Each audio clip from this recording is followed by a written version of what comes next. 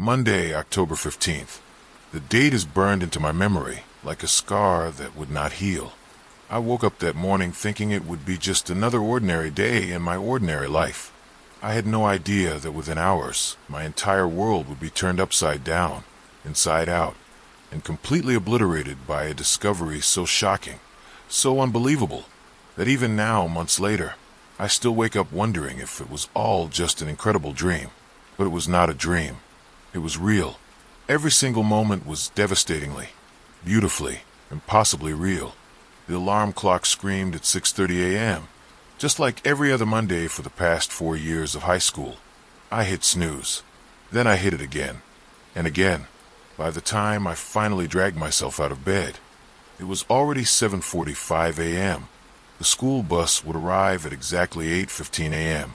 I had 30 minutes to get ready, eat breakfast, and make it to the bus stop 3 blocks away. I should have known right then that the universe was setting something in motion. I stumbled to the kitchen, my hair a disaster, my mind still foggy with sleep. I grabbed 2 pieces of bread and shoved them into the toaster. While waiting, I ran back to my room to find my school uniform. That is when disaster struck. I could not find my left shoe anywhere. I tore my room apart. Under the bed, in the closet, behind the dresser. Nothing. The smell of burning toast filled the house. I raced back to the kitchen to find 2 pieces of charcoal where my breakfast should have been. Smoke filled the air. The smoke alarm started screaming.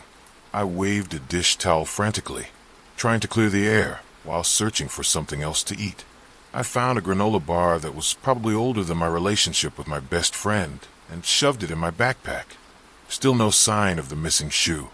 In desperation, I grabbed 2 different shoes that were close enough in color that maybe, just maybe, no one would notice. I grabbed my backpack, my keys, and ran out the door like my life depended on it.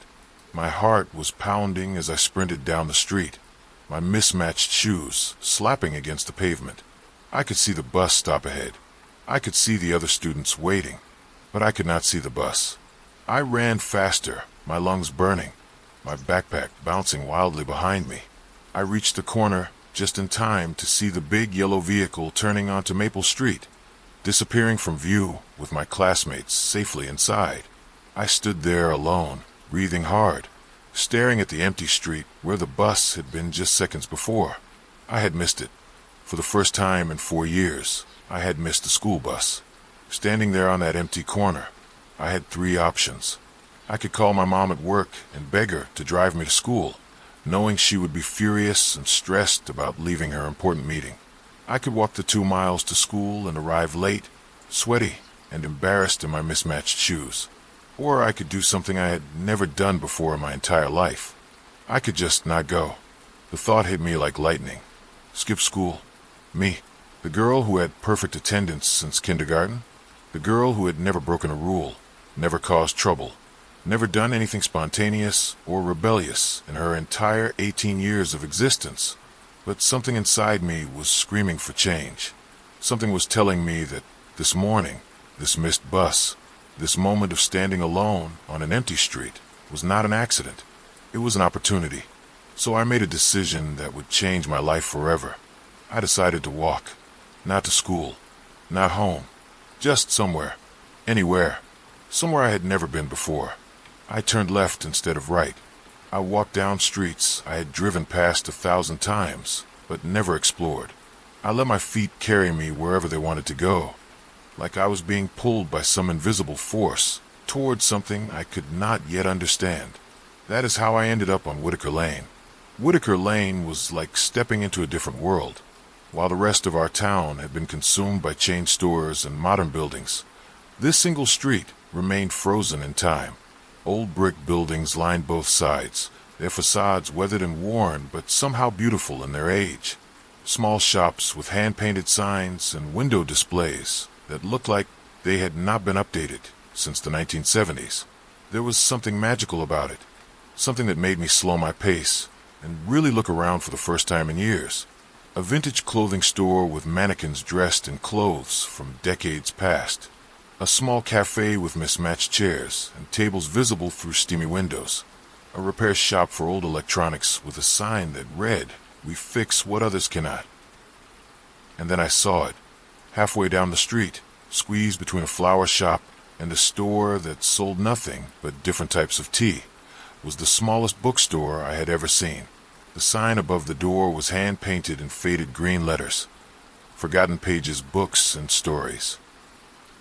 The windows were dusty, filled with stacks of books that looked like they had been there for years. The whole place looked like it was about to collapse under the weight of its own history. But there was something about it that called to me. Something warm and inviting despite its obvious neglect. Something that made me stop walking and just stare. I stood there for what felt like hours, but was probably only minutes, just looking at this tiny bookstore that seemed to exist in its own little bubble of time. And then, without really deciding to do it, I found myself walking toward the door. The door was heavy wooden, with peeling paint and an old brass handle that looked like it had been touched by thousands of hands over the decades. As I pushed it open, a tiny bell jingled above my head. The sound so pure and clear it seemed to cut through all the noise and chaos in my mind. The smell hit me immediately. Old paper, aged leather, dust, and something else I could not quite identify. Something that smelled like memories, like stories waiting to be discovered, like secrets that had been kept for too long. The inside of the store was even smaller than it appeared from outside.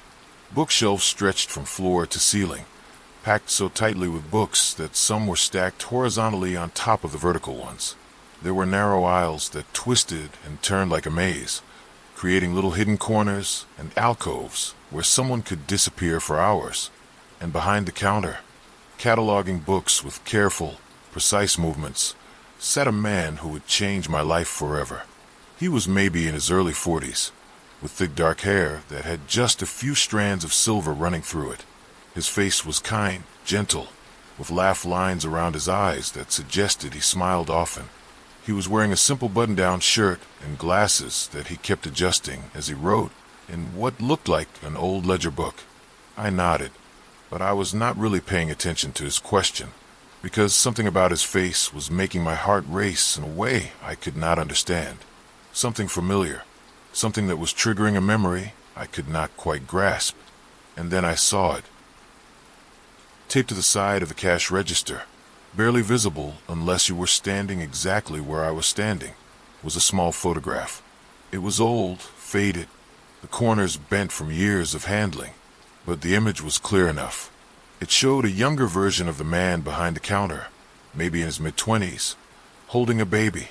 A tiny baby with dark hair and big eyes, wrapped in a pink blanket. That baby looked exactly like me. I felt the world tilt sideways. My vision blurred. My hand started shaking so badly I had to grip the edge of the counter to keep from falling. Because I had seen that photograph before. When I was 12 years old, I became obsessed with finding out about my father. My mother had always been vague about him. When I was little and asked where Daddy was, she would just say he had gone away before I was old enough to remember him. As I got older and pressed for more details, she would get uncomfortable and change the subject. Some people are not meant to stay in our lives, she would say. Sometimes it is better that way. But I needed to know. I needed to understand who I was, where I came from, why I had his eyes but her stubborn streak, why I could sing like an angel but had no idea where that gift came from. So I went looking for answers. It took me weeks to find where she kept the key to the locked drawer in her dresser.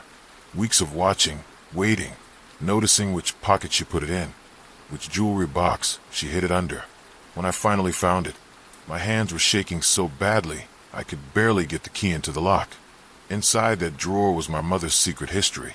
Old letters tied with ribbon, a hospital bracelet from the day I was born, a pressed flower that had lost all its color, a small jewelry box with a ring that was too small for her finger, and one photograph. One single photograph that I stared at for hours, memorizing every detail. A young man with kind eyes and a gentle smile, holding a baby that I knew was me. On the back, in my mother's handwriting, was a date, 3 days old. The last photo. When I confronted her with the photograph, she cried, not angry tears, but the kind of deep, soul-wrenching sobs that come from a pain too big to contain. His name was David, she finally told me. David Chun. He was the love of my life. But he left before you were old enough to remember. He said he was not ready to be a father. He said we were too young, that it was all too much responsibility. He said he needed to find himself first. Where did he go? I asked. I did not know, she whispered. He just disappeared. Changed his phone number. Moved out of his apartment.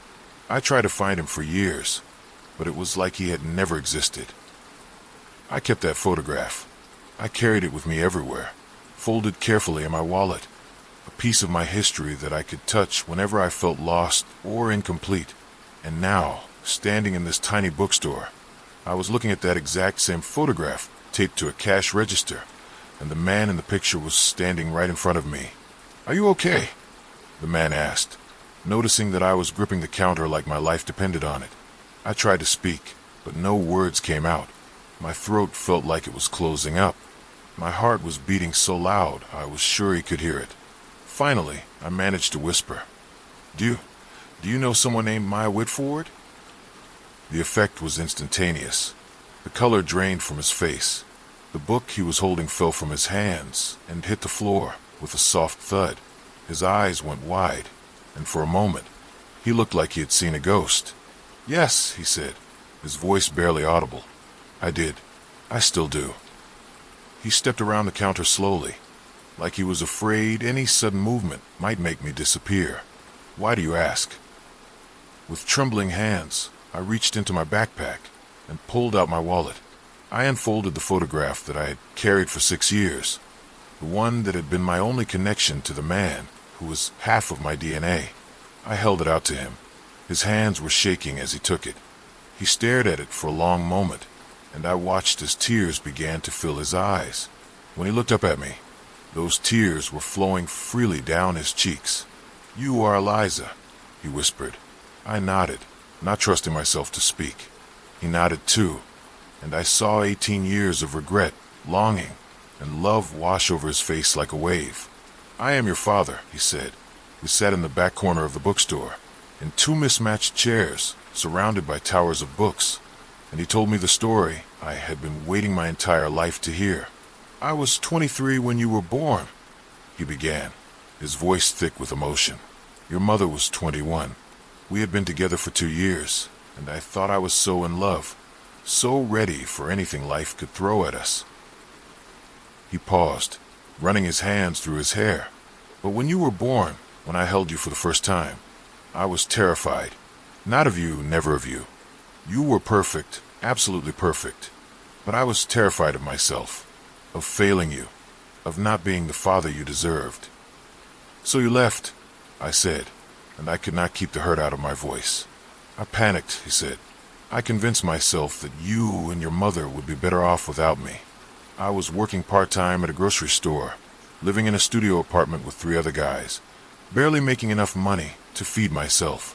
What could I offer a baby? What kind of life could I provide?" He was crying now, the kind of tears that come from years of buried pain. I told myself I was being noble, that I was making a sacrifice for your good. But the truth is, I was just scared. I was a coward who ran away when you needed me most. "What happened after you left?" I asked. "I moved to another state, got a job in construction, worked 16-hour days, so I would not have time to think about what I had given up. I sent money when I could, but your mother sent it back every time." He stood up and walked to a window, looking out at the street like he was seeing something I could not. "About 5 years ago, I inherited some money from my grandmother, enough to buy this bookstore. I moved back here because this was where you were. I thought maybe if I was in the same town, I might run into you someday, or maybe I would find the courage to contact your mother. But you never did. I tried so many times. I would drive past your house, past your school. I would see you sometimes, walking with friends, growing up into this incredible young woman, and I would want so badly to get out of the car and run to you. But what would I say? 'Hi, I am the father who abandoned you when you were a baby, but I am ready to be your dad now.'" He turned back to me, and the pain in his eyes was devastating. I convinced myself that too much time had passed. that you were better off without me confusing your life, that you probably hated me anyway. I do not hate you, I said, and I meant it. The words seemed to break something open inside him. He sat back down and buried his face in his hands. I have missed everything, he sobbed. Your first steps, your first words, your first day of school. Birthdays, Christmases, scraped knees that needed bandages, nightmares that needed comfort. I missed it all because I was too afraid to stay and too proud to come back. I wanted to be angry. I had spent 18 years imagining this moment, and in most of my fantasies, I was furious.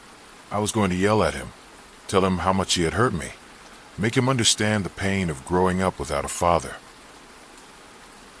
But sitting there, looking at this broken man, who had clearly been punishing himself for nearly 2 decades, I felt something I had not expected. Compassion. You were young, I said. You were scared. You made a mistake. The biggest mistake of my life, he whispered. But you came back. You stayed in town hoping to see me.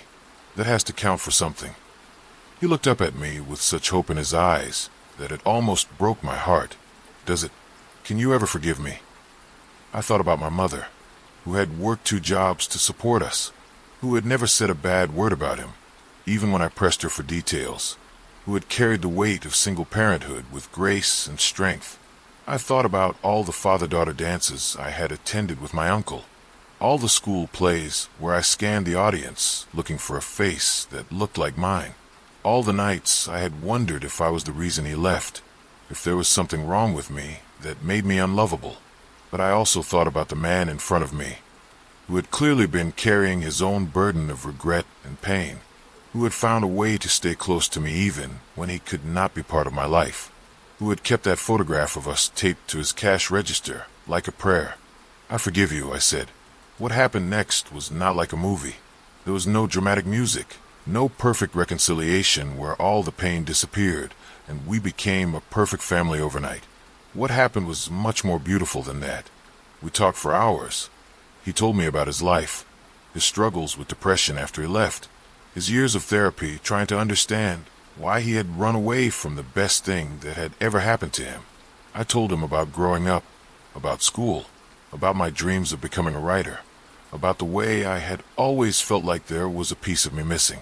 He showed me around the bookstore, introducing me to his favorite books, the ones he thought I might like based on what I told him about myself. I was amazed by how much we had in common. We both loved mystery novels. We both read poetry when we were sad. We both had the habit of buying books faster than we could read them. I have been saving these for you, he said, pulling out a box from behind the counter. Inside were 18 books, one for each birthday I had missed. Each one had an inscription written in careful handwriting. For Eliza's first birthday, may you always love stories as much as stories love you. For Eliza's 5th birthday, for the little girl who lives in my heart every day. For Eliza's 10th birthday, I hope you are growing up brave and kind and wonderful. For Eliza's 16th birthday, I wonder if you're driving now, if you have friends who make you laugh, if you know how much you are loved. I was crying by the time I reached the bottom of the box.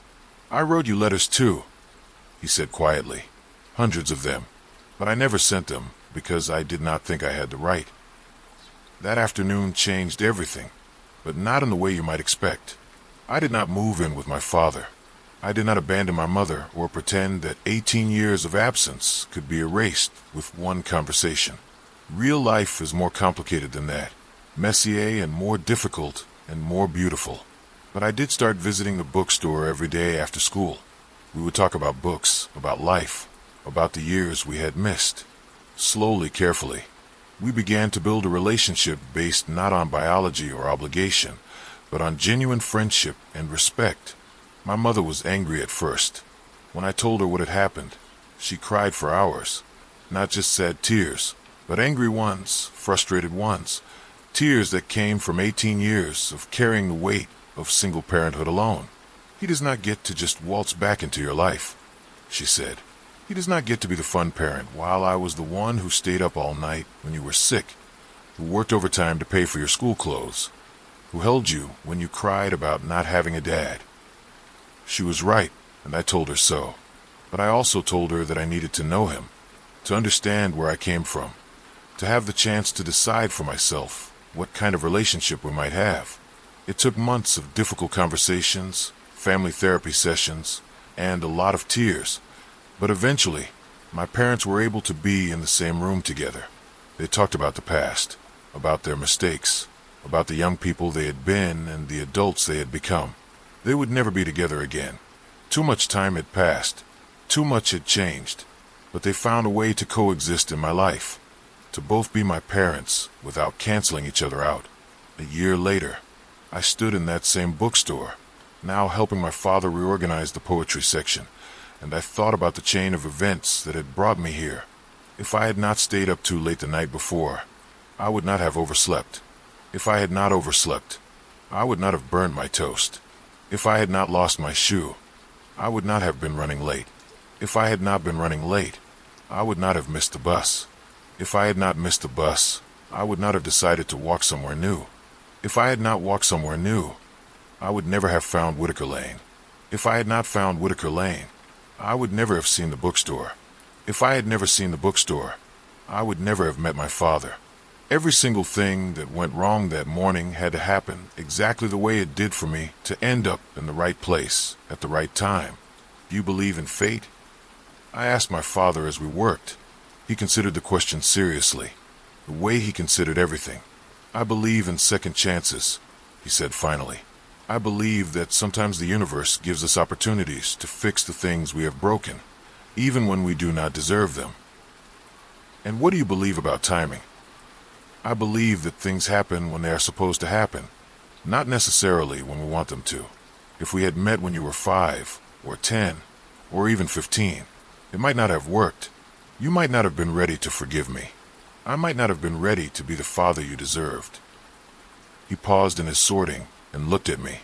But at 18, you are old enough to understand that people are complicated, that good people can make terrible mistakes, that love is not always enough, but sometimes it is exactly enough.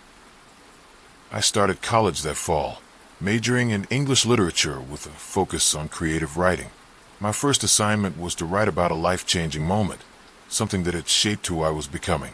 I wrote about the morning I missed the school bus, but as I wrote, I realized that the real story was not about finding my father. The real story was about learning that the narratives we tell ourselves about our lives are not always true. For 18 years, I had told myself that I was incomplete without my father, that there was something fundamentally broken about me because he had left, that I was not worthy of love because the first man who was supposed to love me had chosen to leave instead. Meeting him taught me that his leaving had nothing to do with my worth, and everything to do with his fear. That love is complicated and imperfect, and sometimes people make choices that hurt the people they love most. But it also taught me that I was not broken. I had been whole all along. My mother had loved me enough for 2 parents. My grandparents, my aunts and uncles, my teachers and friends had filled my life with so much love and support that I had never actually been lacking anything essential. Finding my father was not about completing myself. It was about expanding myself, adding another dimension to a life that was already full and meaningful and beautiful. Conclusion: the miracle of ordinary moments. Today, 3 years later, I am about to graduate from college. My father will be there in the audience, sitting next to my mother, both of them beaming with pride. It will not be weird or awkward anymore, because we have learned how to be a family in our own unique way. I still work at the bookstore on weekends and during breaks. We have turned it into something special, a place where people come not just to buy books, but to find community, to attend poetry readings and book clubs and storytelling nights. We have a section now called Second Chances, filled with books about redemption, forgiveness, and the possibility of healing even the deepest wounds. But the most important thing I learned from that morning when I missed the school bus is this: miracles do not always look like miracles when they are happening. Sometimes a miracle looks like burning your toast. Sometimes it looks like losing your shoe. Sometimes it looks like missing the bus and having to walk down a street you have never explored before. Sometimes the worst morning of your life is actually the morning that saves you. I keep that photograph now, the one that brought us together, framed on my desk at school, not as a reminder of what I lost, but as a reminder of what I found when I was not even looking for it. And every time I look at it, I remember that Monday morning when everything went wrong, and how sometimes wrong turns out to be exactly right. The universe has a plan, even when we cannot see it, even when it breaks our hearts before it heals them, even when it asks us to forgive the unforgivable and love the imperfect. Especially then, that missed school bus changed my life forever, and I would not change a single thing about that chaotic, beautiful, impossible morning that led me home to a father I never knew I was looking for, and a forgiveness I never knew I was ready to give. Sometimes the most ordinary moments contain the most extraordinary miracles. You just have to be brave enough to walk down the unfamiliar street.